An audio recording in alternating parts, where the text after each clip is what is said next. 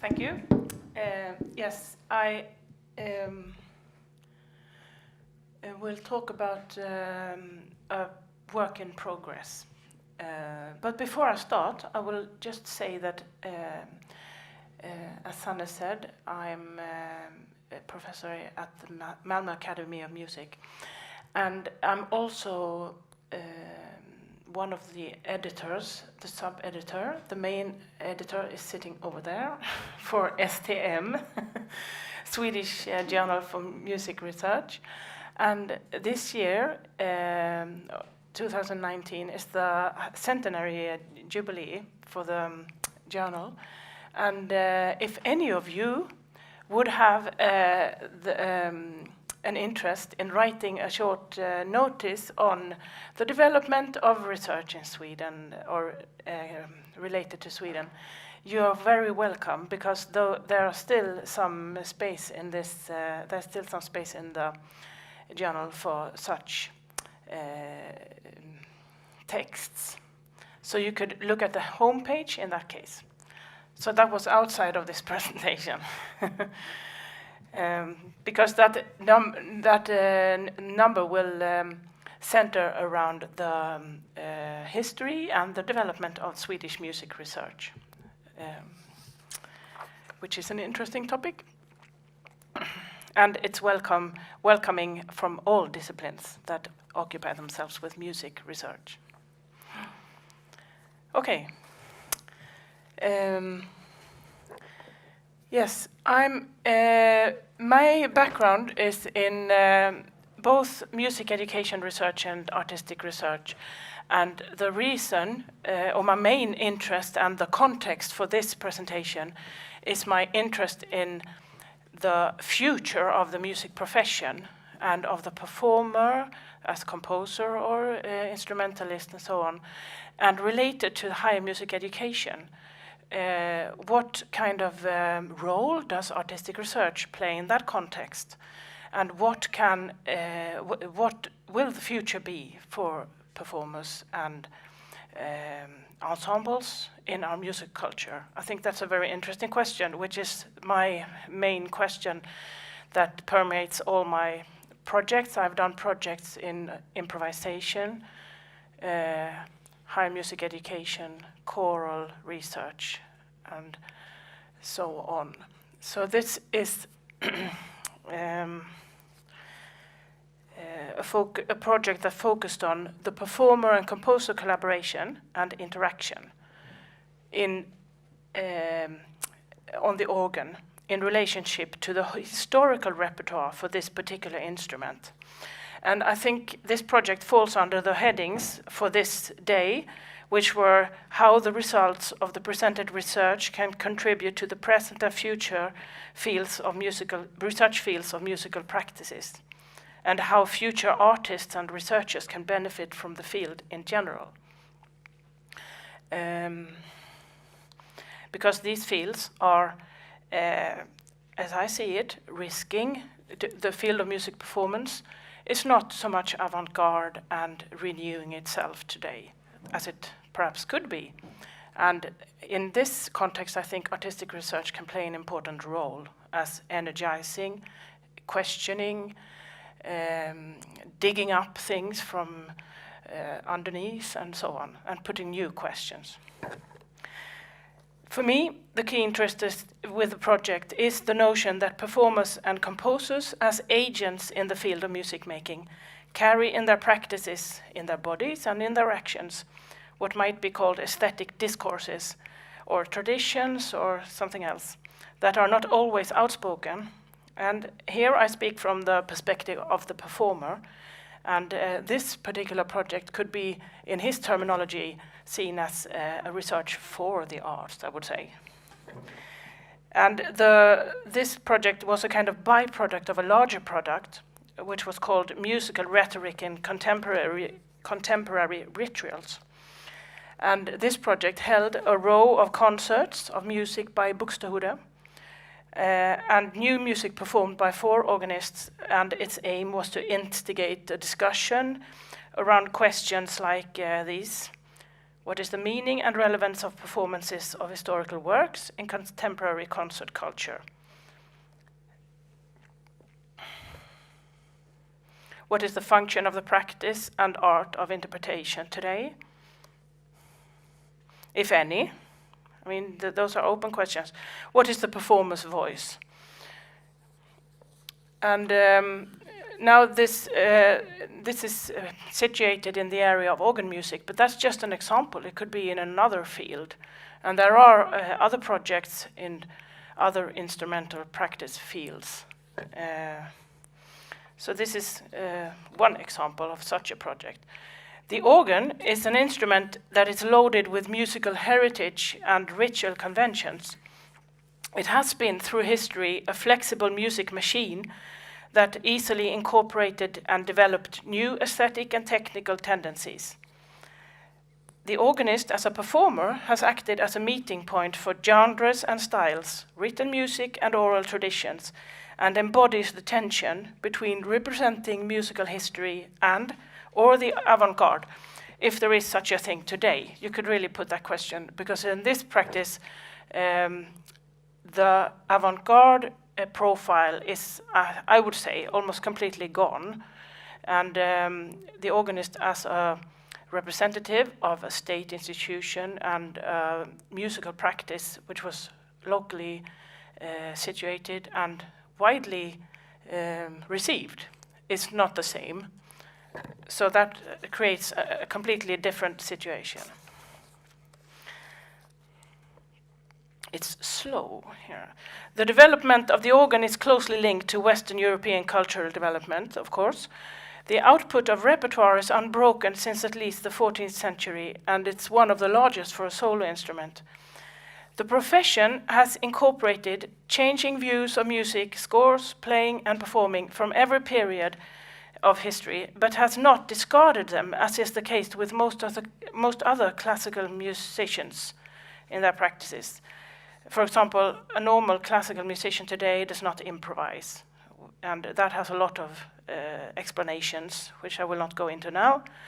Roughly speaking, their performance practice still contain two relationships to notated works, of which the first one is historically the youngest, the one above, where you see the score as the composer's individual piece of artwork to be interpreted and realized, and the lower one, the score as a starting point for copying and further development by the performer, and as a tool for promoting improvisatory skills. So these two approaches or ways of using scores are both active in this practice. And this can be compared to Stefan Östersjö's distinction between analytic interpretation and thinking through practice. And of course, it relates to the view and the perception of the musical work and the work concept, which I, in other studies, have gone into and discussed that with organists, they don't have the same development in their practice as other musicians in the Western music history concerning this issue with the musical work, because this double attitude has remained. And the pre-modern view on scores, as an example of how to improvise, has remained. And while the modern work concept and the corresponding notions of authenticity have evolved, along with the modern notion of the composer. So this practice is old-fashioned and modern, and maybe it can also develop. I don't know that. And in what became this project, I commissioned an organ piece from 4 composers and asked them to do it with a relationship to historical repertoire. In this case, it was music by Buxtehude, since the larger project was in this area. And also with any degree of collaboration with me as a performer. And the composer, you can ask who is a composer, and these composers are composers who define themselves as composers and have published pieces in composed pieces. And the question from me was intentionally somewhat vague, since I wanted their interpretation of the task and their ways of going about it. So there were 4 composers, and the first performance was in August 2 years ago. And the ambition is to also make a recording of these pieces and publications, but that has not happened yet. So I will now briefly describe the processes and the products of the project. My initial interest concerned the present state of agency of performers on this particular instrument in their interaction with historical performance practice and in collaboration with contemporary composers. However, the project pointed to some aspects that were unexpected to me, and you could say they were about meetings, what might be called aesthetic cultures, discourses, and traditions between different cultures, you could say.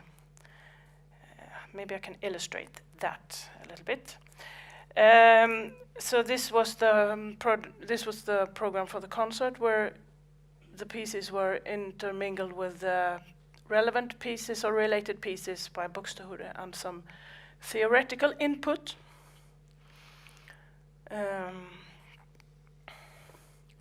And the resulting 4 products looked somewhat similar at a glance, but the 4 processes varied they differed a lot in scope as well as in content and concerning the interactive process and the performance experience of working with the scores and the product, the sounding music. Like this relationship and this one and this one. And that is of course not surprising. But we will now have a look at these 4 cases. The process of the first case was like this.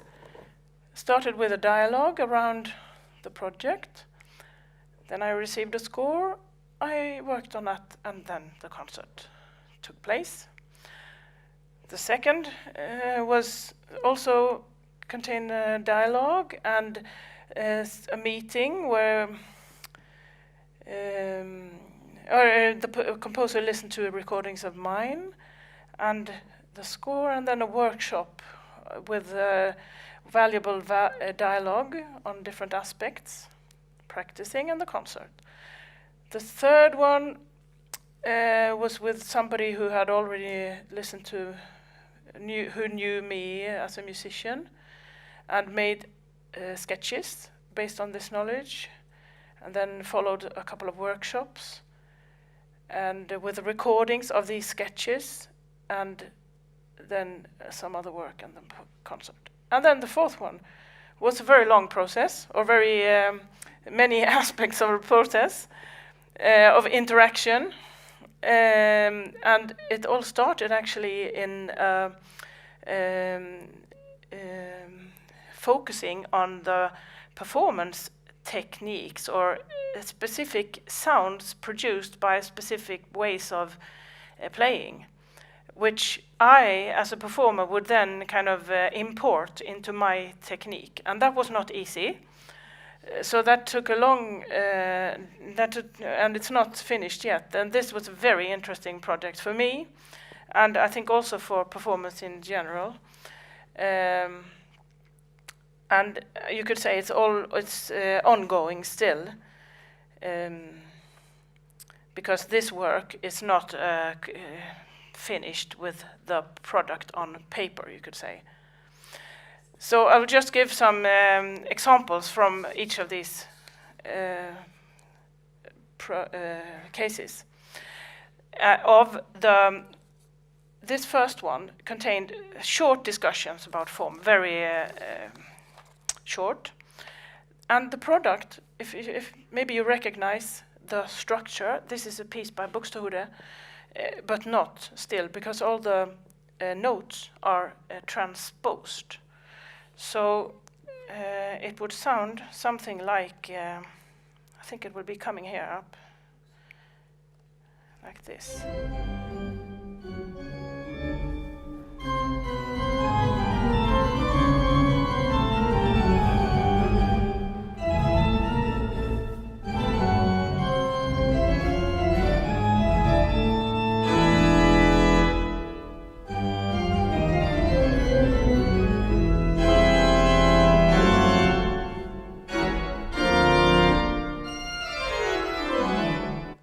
And so on.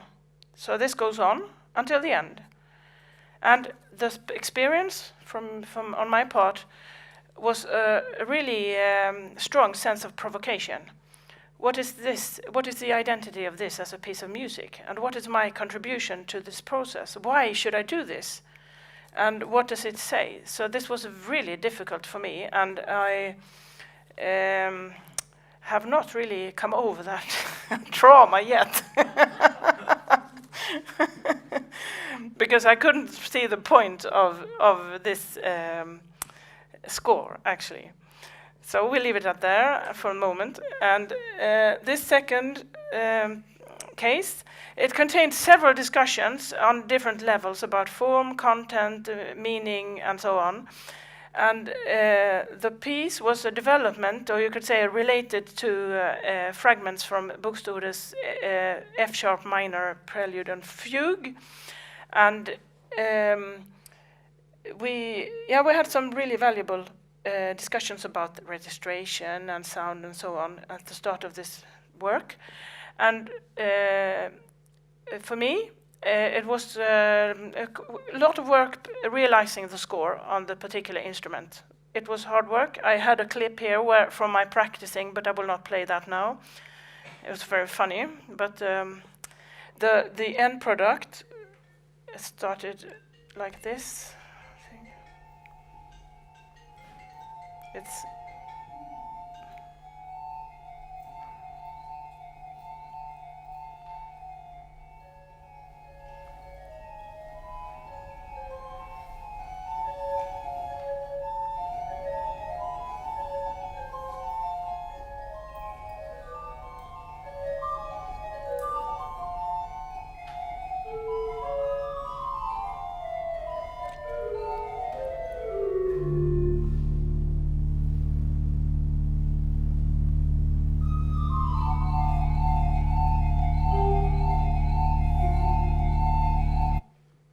and so on.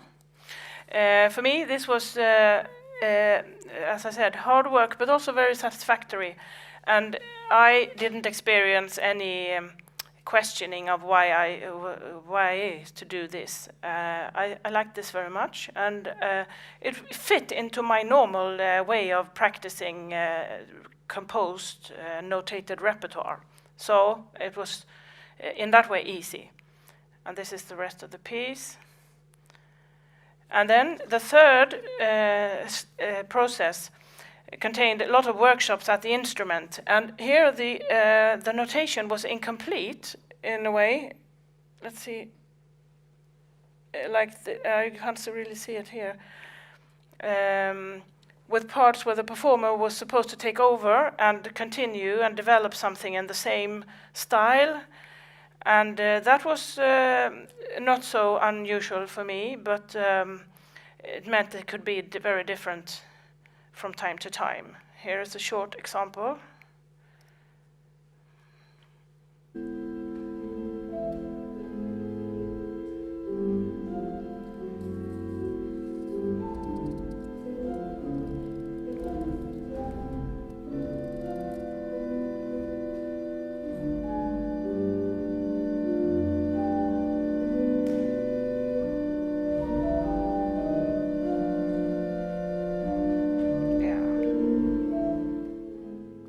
And so on. So this kind of challenged the ways of the hand, you can speak of that, and the tendency to fall into comfortable improvisatory patterns that you already have integrated in your technique. So here the specific issue was to develop this particular material, which was also developing for the performer. And the fourth case contained all these aspects as we looked at before, and dialogues in different formats. And here the product was a sketch-like notation where the realization therefore will vary depending on the situation, on the instrument, on the performer's mood, on the temperament and the ability and so on. And my experience was that it encouraged and demanded a completely different attitude and approach, another mindset, so to speak. And even though I'm used to improvising, it meant a sense of sinking into or the meditation on the process as playing, and having a courage to remain in something that is set in motion.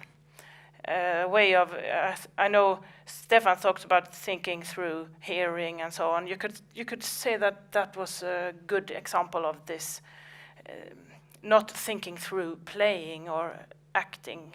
I mean, when you're playing or improvising, the hand helps you to do things because you get feedback from the hand, but here was more thinking through listening. And this was really interesting to work on. And the score is then based on certain ways of playing and using the instrument, so it's more based on the practice, you could say. So here are some discussions about how to realize those different unfinished instructions that were in the score, because that was just a symbol in a way. So it required a lot of extra material. And then I had to, here's some example. We also had these kinds of conversations. I created different versions. And these versions are very interesting because this composer recorded examples herself, which I then tried to internalize into my playing. And that was not at all easy. And they are very interesting to compare because she's not an organist, but she has a picture of what the sound should be like and so on. And this will be the topic of a more in-depth study, this kind of interaction later. So here are some examples. So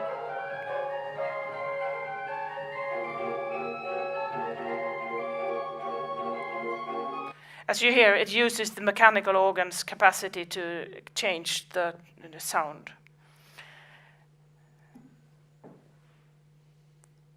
Maybe we can hear a short, very short.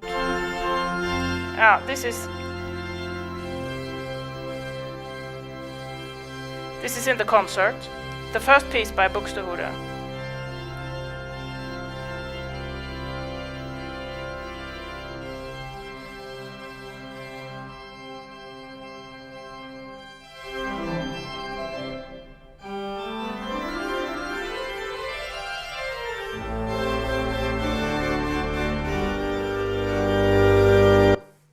And then at the end of this piece,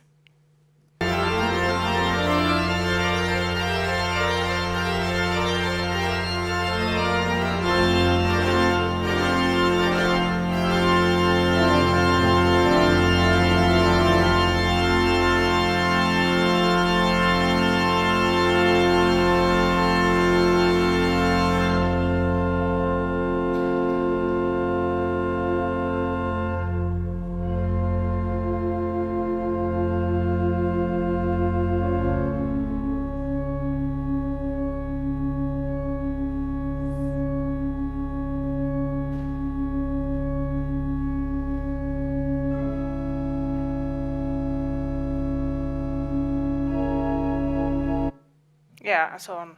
So this piece transformed into the second one, or this one. And it was not based on any particular piece, but kind of, I think they are called like ghost preludes. So they are kind of mirroring or reflecting existing historical music.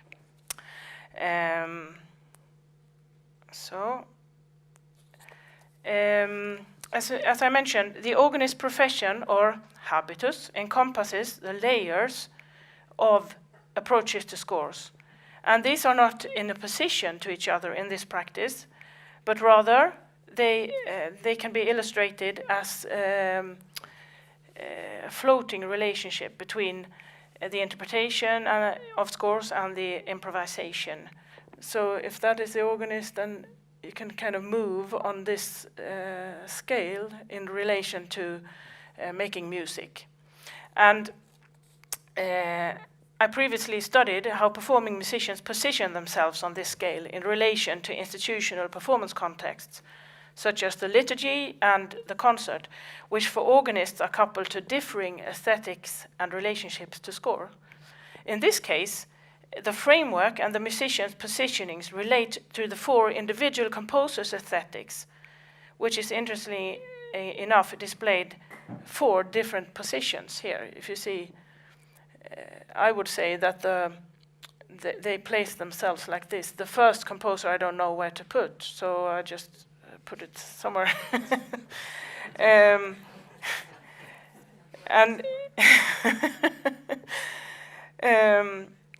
So I think that projects such as this, let's see if I had another picture here. No, it's this. They instigate questions that may be put also in other musical practices.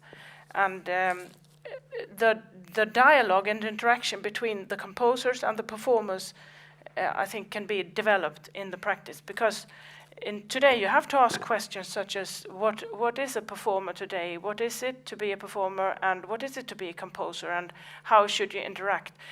Because in this practice, before, maybe in the 50s, 60s, 70s, it was quite normal to commission pieces from contemporary composers and create a context where new music was performed and maybe debated. But that's not very common today, which I think is very alarming, because you cannot go on, especially in this practice, there is a risk to become a museum of very good music, of course, but it's not contemporary, and it doesn't relate to questions that we are engaging in and that are important to us. So from my position of also active in higher music education, I think that projects in artistic research can really put those questions in a very loud way also, I think. That is good. Okay, thank you.